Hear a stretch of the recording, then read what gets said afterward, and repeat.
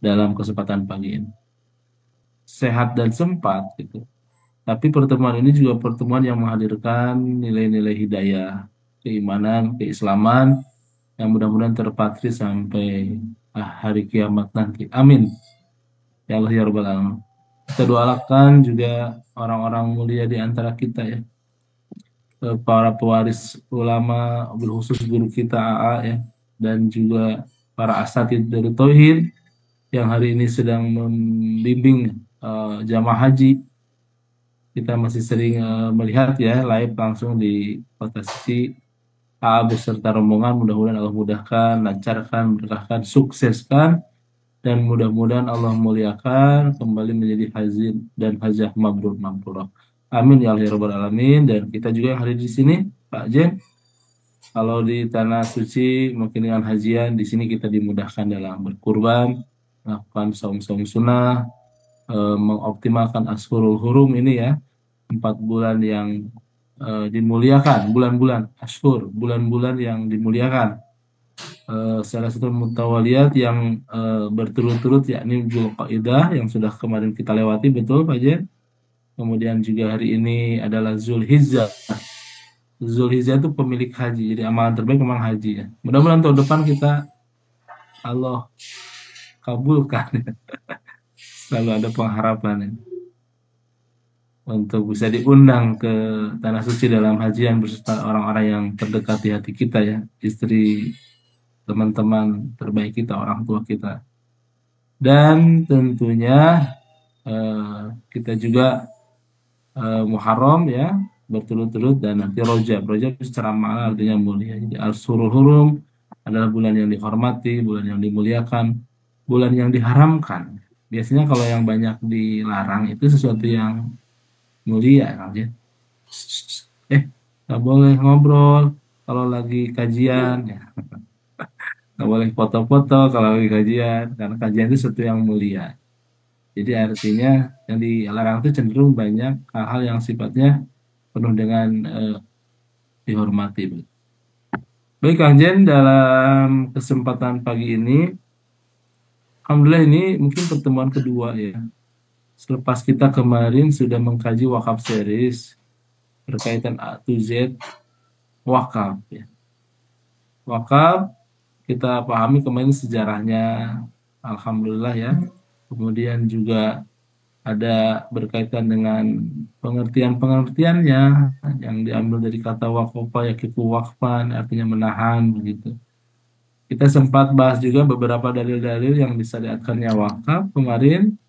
Kemudian juga hanya mengingatkan ini hukum menunaikan wakaf juga kita sempat bahas kemarin di pertemuan selanjutnya dan tentunya makna lain dari wakaf itu seperti apa sih? Oh, kita kenal dengan istilah sodakotun zariyah. Juga matal insan in koto. Setiap manusia akan terputus nanti amalnya ya. Bila min salasin, salah satunya kecuali 3 hal. Salah satunya adalah sedakotin jariyah. Jadi makna daripada wakaf adalah sedekah jariyah. Sedekah jariyah adalah wakaf. Begitu ya. Dan kita sudah kemarin bincangkan hal ini. Wakaf adalah amalan yang menambah umur amal soleh kita. Aja. Kalau secara biologis usia kita mungkin antara 60-70 gitu ya. Karena memang demikian umur umat Nabi Muhammad begitu ya. Baina sitin wasabun antara 60-70. Tapi umur di sini maknanya adalah umur karya gitu. Umur amal soleh saja. Dan ini kita dapati dari makna wakaf. Kendati jasadnya sudah berakhir, insya Allah amalannya akan terus mengalir. Baik, Kang Jen, kita lanjutkan ya. Series kita berkaitan dengan beberapa hal ya. Baik, Ustaz. Masya Allah. Ini kalau misalkan Nah, tadi disebutkan tentang dasar hukum dan lain sebagainya, kita sudah banyak belajar. Tentunya masih secara definisi dan lain sebagainya masih terus berkembang, Ustaz ya. Apalagi terkait dengan wakaf kontemporer itu ya.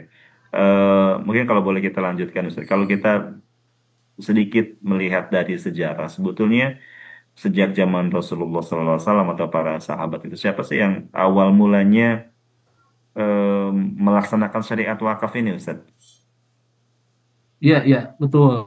Jadi kalau ditanya siapa sih yang pertama kali ya, ada beberapa pendapat, di antaranya pendapat yang tentunya saya juga mensepakati ya, karena ini adalah syariat Nabi kita Nabi Muhammad SAW, maka pendapat yang pertama itu ya ini adalah amalan pertama yang dilakukan oleh yang pertama kali melaksanakan wakaf itu, yakni Nabi kita Nabi Muhammad SAW ya, bahwasannya ada pendapat ya, yang diriwayatkan oleh Uman bin Sa'bah ya dari Amr bin Sa'ad bahwa ketika bertanya tentang mula-mula wakaf dalam Islam, orang Muhajirin mengatakan adalah wakaf Umar, sedangkan orang-orang Ansar mengatakan adalah wakaf-wakaf dari Rasulullah SAW seperti dibangunnya Masjid Kuba begitu. Jadi yang pertama adalah wakaf Umar ya, dan berkaitan dengan kebun Bairoha, dan yang kedua yang memang dilakukan oleh Nabi kita Nabi Muhammad Sallallahu Alaihi Wasallam. Mengacu pada hadis ya yang tadi saya sampaikan, dan memang yang ada populis agak populis ya ini wakaf kebun Bairoha ya, yang diwakafkan oleh Omar Tolhah ya, wakaf Haibar ya, kebun Haibar. Maaf tidak ada yang mengingatkan. Ada sebuah hadis ya dari kisah Umar bin Khattab ini berkaitan dengan Asoba Umar Ardon di Khaybar ya. Ketika Umar bin Khattab mendapat bagian tanah perkebunan di Khaybar. Dan ini kebun yang sangat dicintai oleh Umar bin Khattab ya, Sayyidina Umar. Fatan Nabi SAW, kemudian dia datang kepada Nabi ya. Yasta'miruhu fiha. Kemudian meminta saran mengenai bagian dari kebun ini gitu. Kemudian berkatalah Umar bin Khattab, faqala ya Rasulullah, ini ashabtu ardon bi Khaybar lam usib malan qattun. Wahai Rasul, saya mendapat bagian tanah perkebunan di Khaybar dan saya belum pernah mendapatkan harta yang sangat saya banggakan itu seperti kebun ini. Ya, lam usib malan qattun. Wa anpasu inni minhu fama ta'muruni bih. Kemudian Umar terus mengatakan kepada Rasulullah, maka apa yang engkau perintahkan gitu, ya, pada Rasulullah ya, berkaitan dengan kebun yang saya banggakan ini. Maka Rasulullah menjawab, in sita hasanta aslaha wa tasaddaqta biha. Jadi kalau engkau suka ya, kalau engkau ingin, kau mau, peliharalah in sita hasanta habasta aslaha, dan wa tasaddaqta biha, kemudian tahan pokoknya, sedekahkan hasilnya begitu.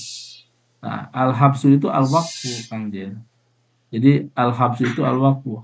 Al-habsu itu menahan atau bermakna wakaf. Jadi ditahan pokoknya, kembangkan hasilnya. Begitu ya. Kemudian Umar melanjutkan ya, setelah itu jadi dikisahkan oleh Ibnu Umar yang putranya Umar ini, anahu la yubau asluha. Kemudian Umar itu menyedekahkan tanahnya itu dan tidak pernah layu bau asluha, tidak pernah menjualnya pohon dari hasilnya itu, wala yubta'u wala yurasu, dan tidak diwariskan ya, wala yuhabu, dan juga tidak dihibahkan. Wala fatasaddaqa Umar, bahkan akhirnya juga Umar menyedekahkan hasilnya ya, bagaimana yang disarankan Rasul tadi, kepada siapa? Bil fuqara, kepada para fakir. Ini yang menjadi mauquf alaih ya. wafil kurba, kemudian kepada karib kerabat, ya, wafil riqab, kemudian hasil wakaf ini dipakai untuk membebaskan juga budak atau riqab pada waktu itu ya masih ada. Wafis sabilillah untuk mendanai perjuangan di jalan Allah, Kang Jen. Wabnis sabil, wadhaif, kemudian juga eh, untuk menjamu orang-orang yang ibn sabil ya, orang yang dalam perjalanan yang kita kenal istilah tamu-tamu lah yang datang dari jauh gitu. Wadhaifi, kemudian orang-orang yang doib itu yang lemah ya, la junah ala man waliyaha. Bahkan Umar itu memperbolehkan ya kepada para sahabat, kepada kaum muslimin kala itu untuk apa? Ayat kula min habil ma'ruf, ayat sadiqan ghairu mauwilin fih ya. Di antaranya juga memperbolehkan untuk mengolah kebun tersebut dan memakan dari hasil tanaman dengan sepantasnya begitu. Atau memberi makan teman-teman dengan tidak menyimpannya. Nah, begitu ya. Pak Jen, ini kaitan dengan pertanyaan pertama ya di bagian dua ini.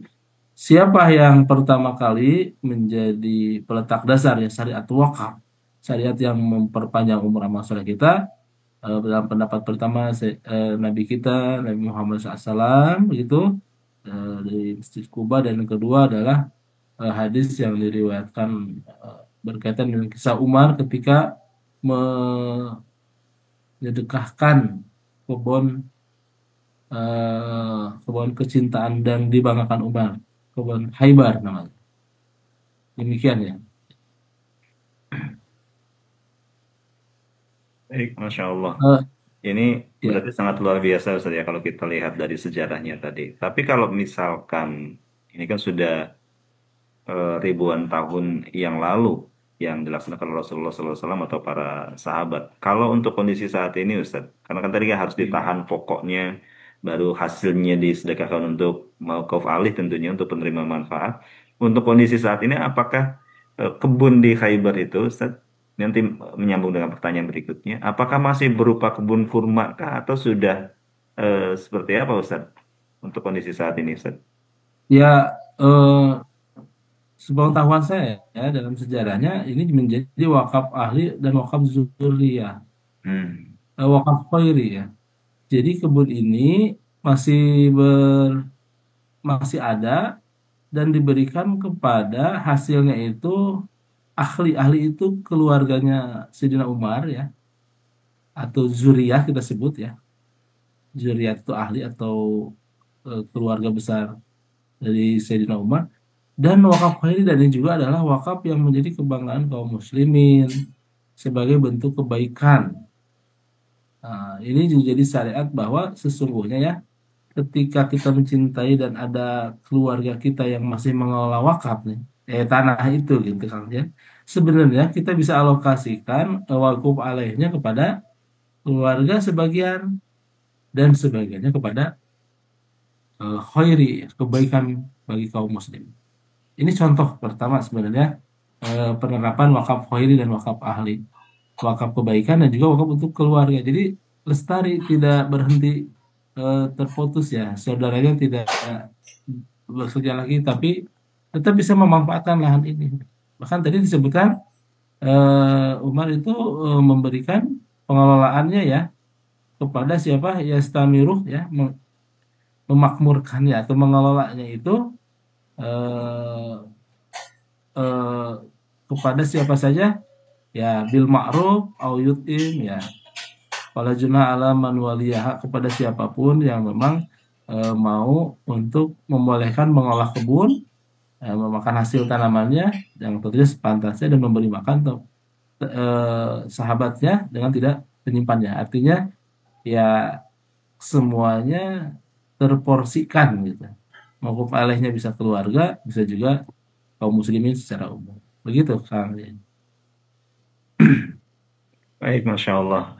Ini Ya, berarti sambil saya juga coba share screen ya, boleh Ustaz, sambil dapat dulu Ustaz. Ini berarti ya sangat luar biasa sekali kalau kita lihat tadi ini cerita cerita Mbak eh, Dini betul ya. pelajarannya. Jadi Karena kalau tadi dari satu contoh tadi bisa kita tarik banyak banyak hal Ustaz ya. ya Kalau tadi contohnya kebun, berarti untuk kondisi saat ini bukan hanya kebun saja, Ustaz. Untuk wakaf ahli, wakaf khairi tadi, em, misalkan ya ya orang tua memiliki sebuah usaha atau sebuah pabrik itu juga bisa bisa ikut dengan contoh hukum yang tadi dilaksanakan oleh sahabat Ustaz ya. iya ya biasanya memang begitu ya. Kan dalam praktiknya ya kalau kita analisa beberapa hal ya Pak Jen, kalau ada usaha orang tua yaitu biasanya di generasi ketiga itu agak jarang melanjutkan usahanya gitu. Betul ya? Eh, ada sih dengan makna tujuh turunan begitu. Tapi sesungguhnya ya di fase dua, keturunan kedua, fase keturunan ketiga itu ada yang tidak meneruskan ya. Saya mendapati beberapa kasus ya, mungkin nggak bisa general juga ya. Nah, sebuah usaha yang dikelola oleh bapak pertama gitu, kemudian anaknya masih ikut ya. Tapi cucunya sudah nggak mengikuti usaha orang tuanya. Nah, sesungguhnya wakaf itu bisa menjadi alternatif gitu. Jadi dikelola oleh keluarganya atau nanti kita ambil eh, skema wakaf itu, jadi ahlinya itu tetap dapat gitu. Jadi kalaupun ahlinya tidak suka dengan usaha orang tuanya yang dulu gitu, ya dikelola oleh profesional yang dikelola oleh wakaf. Tapi hasilnya bisa kepada keluarga dan juga masyarakat. Dan nilainya bertambah berlipat. Satu kebaikan kepada orang tua yang wafat ya, dan keberlangsungan kehidupan bagi yang hayat. Nah, ini konsepsi ini agak harus kita sampaikan ya, literasi ini Pak Jen. Karena juga ya harus dikembangkan dan disampaikan kepada masyarakat. Jadi insya Allah berkait pertanyaan yang tadi, konteks hari ini ya usaha. Dan sesungguhnya dari kalimat di Haibar ini yang tadi kata saya sampaikan ya, eh, tadi kalimatnya itu habasta aslaha wa tasaddaqta biha itu kata Rasulullah kan apa yang kau perintahkan kepadaku berkaitan dengan tanah Haibar ini habasta aslaha, maka Umar menyedekahkannya kepada para fakir miskin ya, tahan pokoknya sedekahkan ya kaum kaum yang kita itu kurba kerabat ya wafiriko sama saya fisabilillah wa ibnu sabil kepada sabila ibnu sabil dan wadaib para tamu duyuk ya orang-orang yang berkunjung kepada kita ya, dan tidak dilarang nazir itu mengelola wakaf dan yud imam memakannya hasilnya aslah ya tentunya dengan sepantasnya agar memberi makan orang lain dengan tidak bermaksud menumpuk harta. Nah ini konsep wakaf itu. Ya, wakaf itu produktif ya. Di tanahnya ditahan, tetap ada lestari sepanjang masa. Ya, sifat wakaf itu tadi tidak boleh dijual, tidak boleh dihibahkan, tidak boleh diwaraskan dan sepanjang masa. Begitu ya. Dan yang dikembangkan hasilnya. Jadi sesungguhnya konsep wakaf adalah sekali wakafnya, impaknya wakafnya sekali, tapi impaknya berkali-kali begitu. Jadi orang tua yang wafat itu masih merasakan infak. Ya, kita karena dari sedekah jariah mengalir. Begitu Pak Jen ya. Itu berkaitan pertanyaan satu ya. Eh, siapa? Insya Allah para sahabat yang 80 juga akhirnya para pewakaf gitu Pak Jen ya. Jadi ketika Rasulullah berwakaf, Al-Habsu ini atau Al-Waqfu, maka sahabat Umar langsung Tolha juga tadi di kebun Buhairah Khaybar Umar, Buhairah, Talha, sumur rumah Utsman juga diwakafkan dan akhirnya kebaikan-kebaikan mengalir dari wakaf ini. Itu ya. Begitu Kang Zen itu. Baik, Masya Allah.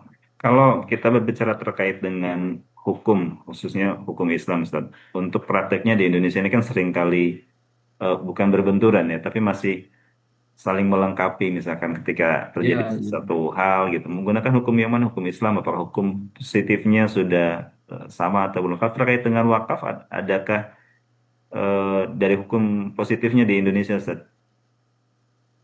ya pengelolaan wakaf juga alhamdulillah termasuk yang juga menjadi perhatian. Izin saya juga mengutip ya eh, kaitan landasan hukum wakaf di negeri kita ya di Indonesia. Jadi sejak lama memang perhatian wakaf ini sudah menjadi perhatian pemerintah juga sejak 1977 ya. Kita belum ada malah 1977 ya tentang perwakapan tanah milik ini. Dan undang-undang ya Peraturan Pemerintah Nomor 28 ini akhirnya disempurnakan dalam aturan wakaf yang sering kita bahas kalau di kalangan para nazir ya atau pengelola wakaf ini Undang-Undang 41 tentang wakaf ya yang memuat tentunya pengaturan wakaf. Jadi permaknaan tadi ya al-habsu, al-waqfu, siapa sih wakif itu, apa tujuan, tupoksinya, pokok fungsi dan anasir wakaf atau kita kenal istilah unsur-unsur wakaf itu seperti apa. Nah, ini diatur dalam Undang-Undang Nomor 41. 2 tahun kemudian ya Kang Jen setahu saya adalah bahwa wakaf juga eh, berkembang gitu dalam Undang-Undang 42-nya. Ini mah lebih kepada taktis begitu tentang tata cara pelaksanaan wakaf, jenis harta benda yang diwakafkan dan tentunya menjadi payung hukum lembaga-lembaga wakaf di Indonesia ya. Insya Allah targetnya tentunya untuk memajukan ekonomi umat ya dan masyarakat. Saya lanjutin lagi Kang Jen. Tanya ini ya. Jadi di Indonesia juga praktek wakaf ini sudah muncul sebenarnya sejak abad masuk Islam di abad ke-13 begitu. Jadi kalau ditanya eh, kapan sih praktik wakaf ini di Indonesia dimulai? Nah, sejarah mengatakan beberapa hal termasuk lahirnya pesantren-pesantren ya yang muncul daripada para penyebar Islam kala itu. Kita kenal dengan istilah Wali Songo ya. Wali Songonya Uin Semarang ya, rumahnya. Wali Songo ini bahkan sekarang Universitas Islam Negeri itu ya bernama para wali-wali yang penyebar Islam pertama. Dan mereka itu melaksanakan jauh-jauh hari itu dengan konsep wakaf ini ya. eh Maaf tadi mereka membangun pesantren ya, kelas-kelas, kemudian asrama, kitab-kitab yang dikaji kitab terus. Mirip ini dengan PDF sih. Jadi masuk ke Nusantara itu di abad 13 dan berkembang praktiknya dimulai di abad 15 ketika kemunculan para Sunan Wali Songo yang membangun masjid, pesantren begitu. Kita kenal Sunan Ampel, Sunan Giri, Kudus dan sebagainya. Yang bahkan dari 9 Sunan inilah terbit sebuah institusi perguruan tinggi Islam ya.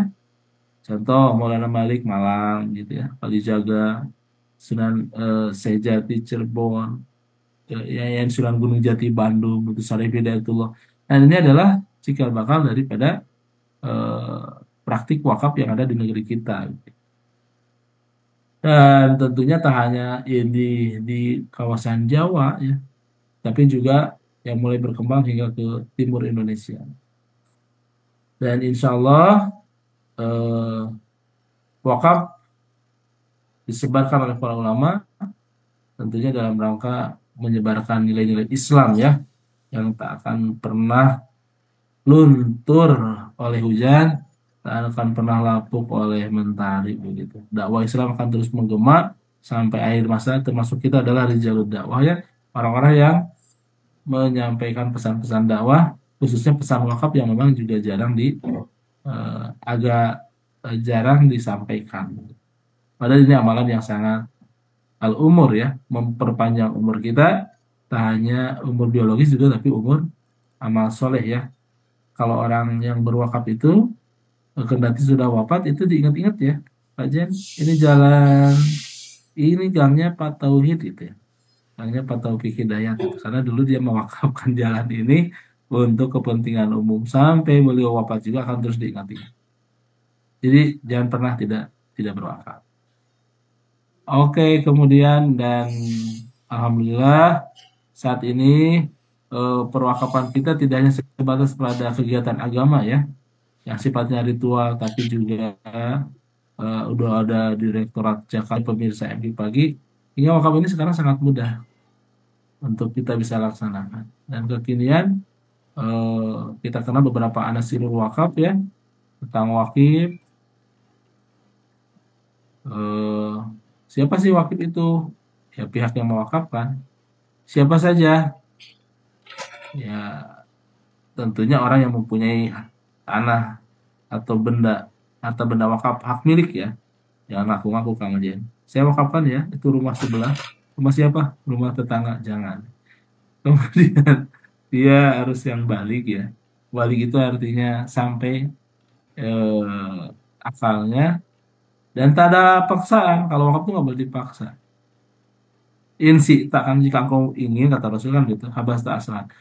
Kalau engkau mau, kalau engkau ingin ya wakaf. Tahan pokoknya. Nah kemudian kita kenal nazir ya. Nazir itu secara bahasa artinya negoro, artinya melihat, menganalisa, apa yang menalar gitu ya. Kira-kira tanah ini cocoknya jadi apa begitu. Jadi wakif nazir tidak berarti harus ini harus orang yang cerdas juga ya, memanfaatkan potensi yang ada. Yang menerima wakaf ini dari wakif dan memegang amanah. Begitu.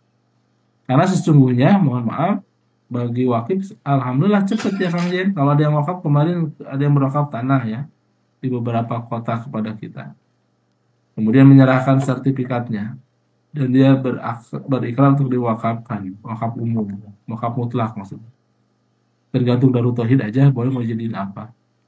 Walaupun dengan kemudahan itu, sesungguhnya amanah ini berat bagi nazir ya.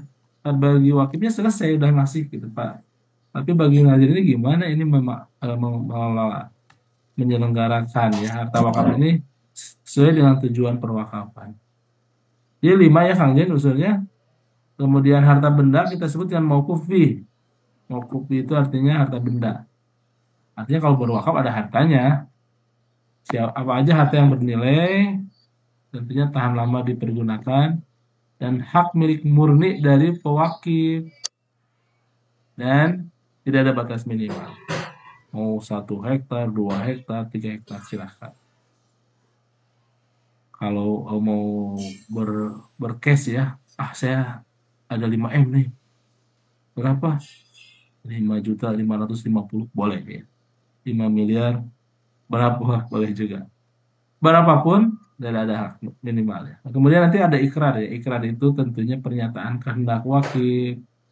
Wakil memang berkehendak ya untuk menentukan baik lisan tulisan dan pernyataan ini disampaikan melalui tulisan boleh ya. Lisan juga boleh atau sesuatu yang mau dipahami. Saya berharap ini menjadi masjid begitu. Nah, boleh begitu. Ini tentunya nanti nazir ada kemampuan tidak untuk melaksanakan itu. Ya. Dan peruntukan harta benda wakaf penerima wakaf dan jangka waktunya itu diatur dalam Undang-Undang Nomor 41 ya yang tadi saya sebutkan tahun 2004 tentang wakaf dan jika semua sudah terpenuhi maka itulah menjadi unsur yang melengkapi proses wakaf. Oh, peruntukan harta benda itu disebutnya mauquf alaih atau penerima manfaat. Jadi tadi wakif, ada nazir, harta benda, ikrar, mauquf alaih, dan bisa juga jangka waktu wakaf atau kita sebut dengan istilah wakaf berjangka ya, wakaf muakkad, ada waktunya boleh. Tapi yang ini diatur dalam undang-undang. Insya Allah ya. Mudah-mudahan bermanfaat dan ini beberapa hal ya yang berkaitan dengan wakaf bahwa ya hendaknya para muwakif itu mendapatkan eh, kebolehan ya untuk menentukan wakafnya jadi apa. Walaupun sesungguhnya eh, boleh dalam bentuk wakaf mutlak, wakaf yang umum ya, dan diserahkan kepada siapa? Ya kepada nazir untuk pengelolaannya. Di Darut Tauhid sudah sangat banyak, ya, hampir 140 lebih aset yang hari ini diamanahkan ke Darut Tauhid. Yang mudah-mudahan itu semuanya amanah bisa dilaksanakan sesuai dengan harapan muwakil, walaupun tidak ada ya istilahnya apa? La yukallifullahu nafsan ya. Untuk menunaikan wakaf itu tentunya harus sesuai dengan syarat-syarat wakif dan juga nazir, dan nanti mudah-mudahan wakaf yang berkembang ini wakaf-wakaf yang memang memberikan maslahat, kesejahteraan, kemanfaatan yang menyebar luas kepada umat dan masyarakat. Demikian ya, Kang Jen. Baik, Beberapa hal berkaitan. Ya, Ustadz ini ngebut kita Ustadz ya. Kalau lihat dari slide-nya ini masih banyak sekali, dan ini juga waktu sudah cukup ini sebetulnya aja. saatnya tanya jawab bersama dengan sahabat PGI nih semuanya Ustadz. Ustadz ada pertanyaan, boleh saya bacakan dulu Ustadz ya? Boleh. Baik, Masya Allah. Ini sedikit tidak ke tema, tidak apa-apa Ustadz, tapi ini masuk karena saat ini bulan Zulhijjah ya. Dari IG nih pertanyaannya, dari sahabat Nawar 245. Assalamualaikum warahmatullahi wabarakatuh. Ustadz, maaf boleh bertanya tentang kurban. Kalau untuk dananya hanya cukup untuk satu orang, manakah yang lebih afdol, manakah yang lebih dahulukan? Yang berkurban atas nama saya sendiri atau atas nama mama saya terlebih dahulu? Nah, tafadhol Ustadz.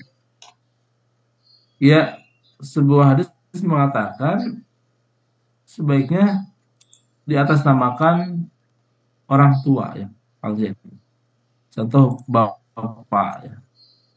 Maka insya Allah kurban itu juga bagi keluarganya. Jadi jika ada satu aja kesaatan ya, kemampuan untuk berkurban di tahun ini ya atas namakan kepada bapak khususnya. Dan ini akan menjadi pahala bagi keluarga. Saya menjadi pahala bagi istri dan anak-anak saya. Begitu Kang Jen. Tapi kalaupun contoh mau di atas namakan orang tua atau diri kita juga boleh. Tapi hadis menyarankan dicatat pada nama orang tua ya, bapak maksudnya. Begitu Kang Jen. Jadi jika cuma ada ya bersyukur jika kita memiliki keleluasaan yang lebih banyak.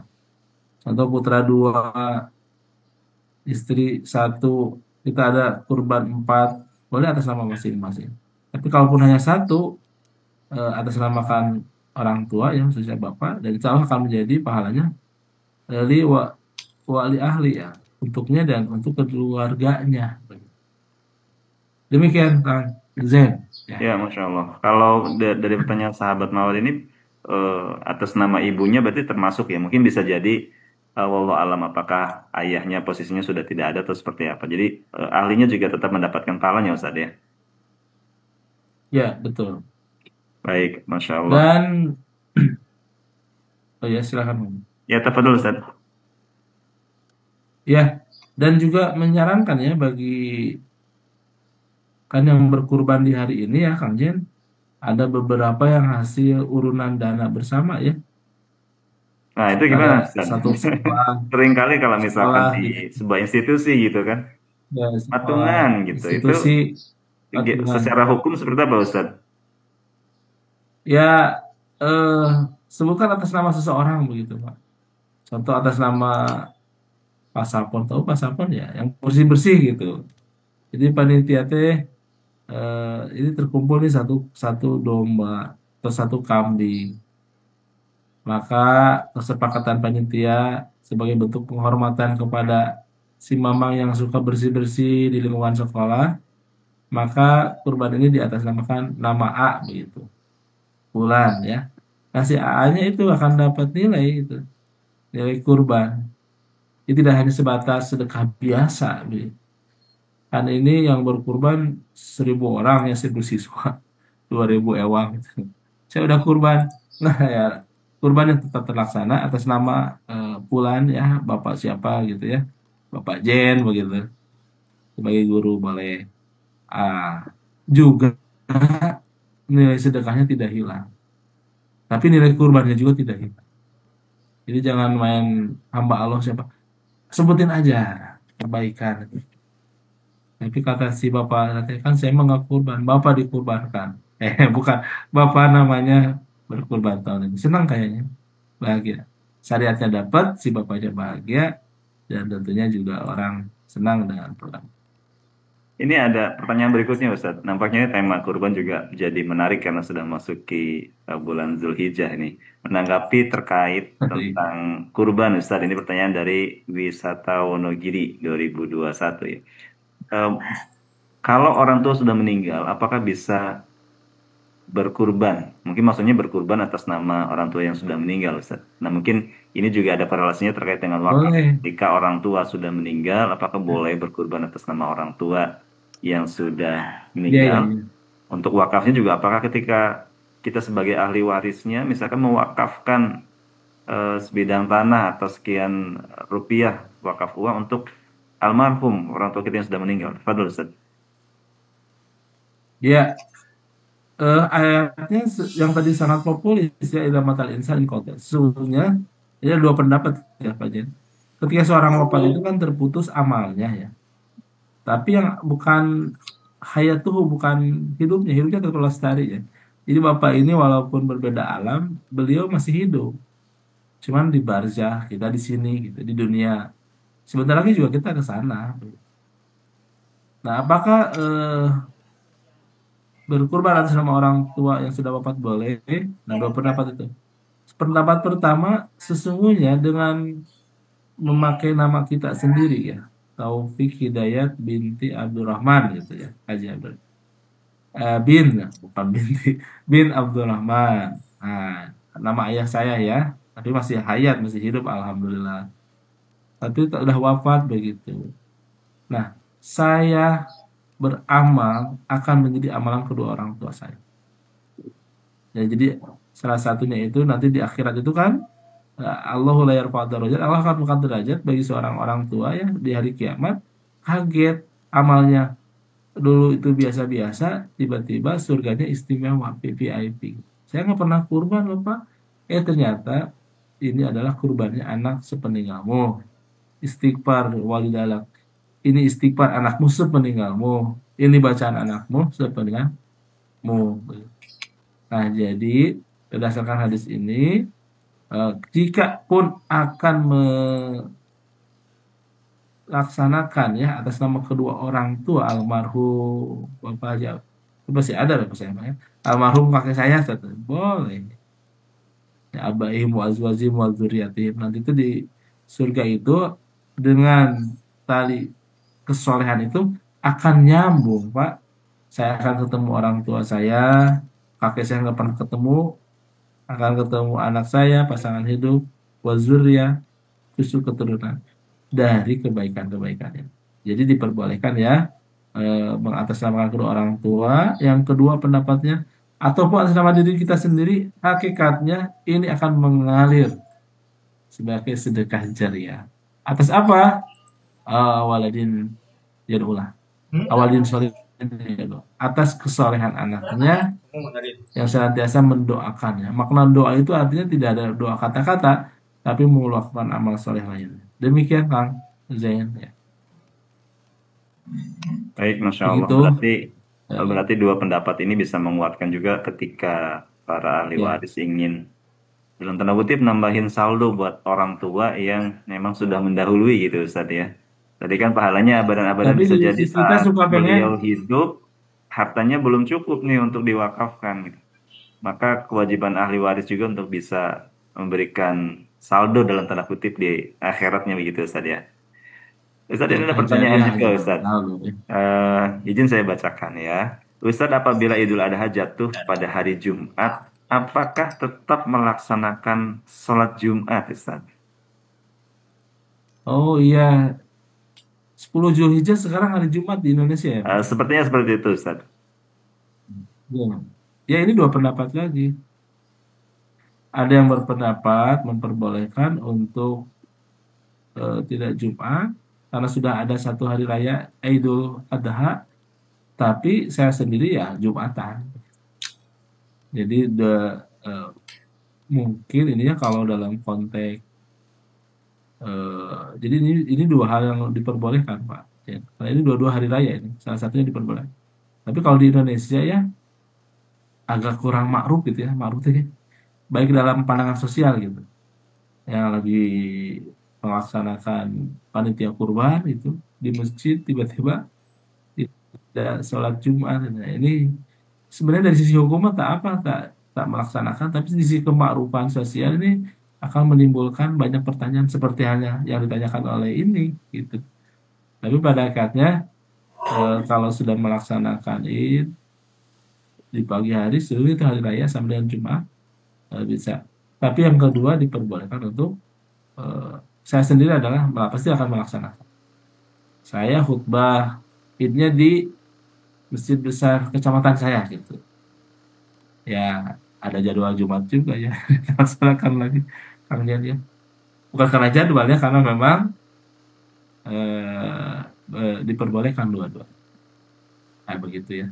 Ya, Begitu mungkin ini insya bisa di Allah Idul Adha kita kenal dengan istilah Yaumun Nahar ya hari penyembelihan dan penting bagi kita tak ada amalan terbaik di bulan Zulhijjah khususnya ya di 10 Zulhijjah bagi anak Adam itu kecuali ikhraqud dam menyembelih menggelontorkan darah maksudnya ya. Dalam bahasa kasarnya itu menyembelih binatang yang akan menjadi bentuk ketakwaan. La yanallahu luhumha wala dimauha walakin yanalu taqwa minkum.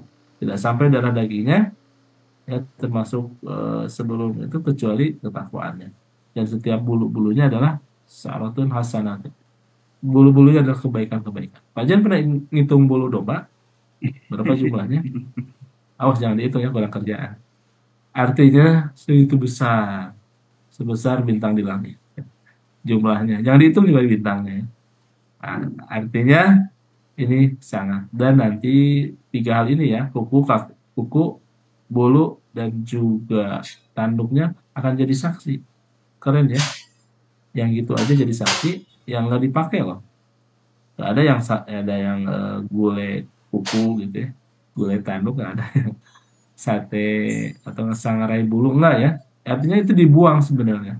Tapi akan menjadi kebaikan di akhirat apalagi kalau daging-daging yang lainnya yang nyebutin ya. Nah, itu saking pentingnya berkurban di hari ini. Alhamdulillah, mudah-mudahan kajian kita bermanfaat ya, Kang Jen. amin, Masya Allah. Sangat Saya bermanfaat, juga Ustadz, sampaikan, karena tapi saya eh, minta Kang Jen yang menyampaikannya berkaitan dengan ya, wakaf yang tafadhol, hari ini Ustadz. menjadi Ini izin sudah di oleh Pak penghujung Jen. Silahkan. waktu nih, Ustadz. Sudah kurang Baik. lebih 4 menit lagi Jadi menuju memang maghrib. seiring ya wakaf Ya, ini tidak terkait waktu atau masa dan momentum ya. Wakaf ini investasi yang sangat berarti bagi siapapun. Insya Allah yang saat ini sedang dilaksanakan bahkan ya, di bulan ini Pak Jen. Kita sudah meluncurkan setelah Masjid Blue Mosque ini kemarin kita resmikan bersama-sama ya AA resmikan. Dan di bawahnya itu udah disiapkan desain kelas. Ini belum jadi ya Pak Jen mah. Mohon ini disampaikan oleh Pak Jen ya. Ini akan jadi tempatnya para santri pendidikan diniyah formal dan insya Allah kalau representatif ke depan menjadi asrama Baitul Quran, pencetak para ulama dan juga para penghafal Quran melalui Baitul Quran, para ulama dengan pendidikan diniyah formal. Karena kitab-kitab turus yang dibahas dikaji, kitab-kitab para ulama terdahulu yang masih asli.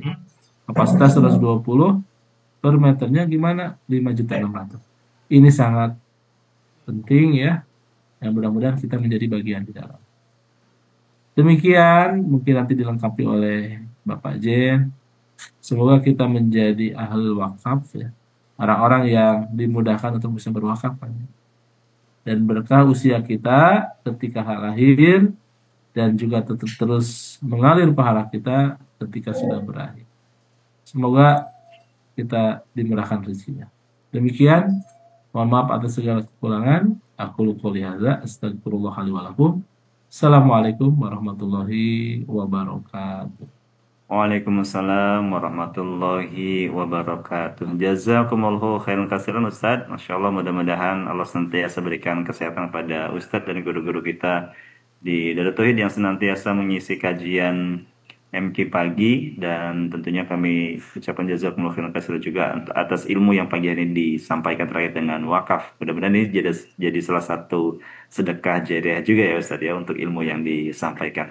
Dan kami aturkan jazakumullah khairan katsiran juga kepada Anda sahabat MQ pagi dimanapun Anda berada, baik yang tergabung melalui Zoom maupun yang menyimak melalui sosial media lainnya, baik melalui IG, YouTube, Facebook, dan lain sebagainya. Mudah-mudahan kajian kita pada kesempatan pagi hari ini dicatat sebagai amal soleh oleh Allah Subhanahu wa Ta'ala. Dan bagi Anda Jadi yang masih ingin memberikan lanjut wakaf, kayaknya Pak Jen. ya Ustaz? Ya, lanjut ya. Dengan Baik, tim DT Peduli. Siap. baik Pak. Tafadhol Ustaz, Ini siap. jazakallah khairan Ustaz. Izin menyampaikan di akhir perjumpaan kita pada kesempatan kali ini bagi Anda sahabat MQ di manapun Anda berada, sahabat MQ pagi yang akan menunaikan wakaf bersama dengan wakaf Darut Tauhid, silakan bisa salah satu program yang saat ini sedang digalakkan oleh Darut Tauhid adalah untuk asrama calon ulama sekaligus asrama untuk para penghafal Quran, yaitu di Eko Pesantren 2. Sahabat MQ bisa menggunakan fasilitas Bank Syariah Indonesia di 73223 73222 atas nama Yayasan Darut Tauhid. Juga bisa menggunakan sedekahjariah.id dan menghubungi informasi ataupun konfirmasi melalui 085 200 123 123. Dan Anda juga bisa mendukung dakwah digital dari Tauhid dengan mendukung setiap kajian MQ pagi tentunya bersama dengan dakwah digital. Alhamdulillahirrahmanirrahim, sahabat MQ dimanapun Anda berada, usai sudah kajian kita pada MQ pagi hari ini, dan mudah-mudahan Allah Subhanahu wa Ta'ala senantiasa memberikan ridhonya kepada kita semua, dan kita diberikan keistiqomahan untuk terus belajar melalui media MQ pagi di setiap harinya pada subuh menggunakan aplikasi yang memang tersedia, dan mudah-mudahan kita juga terus senantiasa menuntut ilmu melalui channel-channel lainnya ataupun melalui aktivitas-aktivitas kajian lainnya. Terima kasih, mohon maaf atas segala kesalahan. Saya Zaini Muslim bersama seluruh tim yang bertugas. Mohon maaf dan undur diri. Subhanakallahumma wa bihamdika asyhadu an la ilaha illa anta astaghfiruka wa atubu ilaik. Terima kasih. Assalamualaikum warahmatullahi wabarakatuh.